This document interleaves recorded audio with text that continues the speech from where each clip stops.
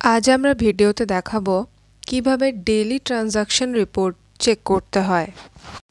কটা এসবি জমা পড়েছে, কটা এসবি উইথড্রল হয়েছে, কটা আরডি জমা পড়েছে, টোটাল একটা সামারি ডেইলি ট্রানজাকশন রিপোর্টে আমরা পেয়ে থাকি। দর্পণ ডিভাইস লগ ইন করে ডে বিগিন করার পর সিবিএস অপশানটিতে যেতে হবে। সিবিএস ওপেন করলে ডেইলি ট্রানজাকশন রিপোর্টের অপশানটি দেখা যাবে। ডেইলি ট্রানজাকশানে ক্লিক করলে ডেট অটোমেটিক্যালি সেট করাই থাকবে।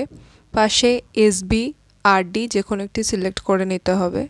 ফার্স্টে আমি এসবি সিলেক্ট করেছি।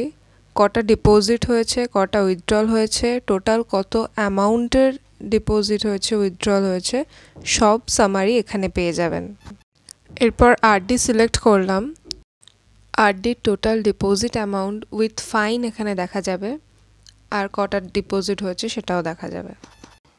টিডিএসএসে সব কিছু ডেইলি ট্রানজাকশানই এখানে দেখা যাবে।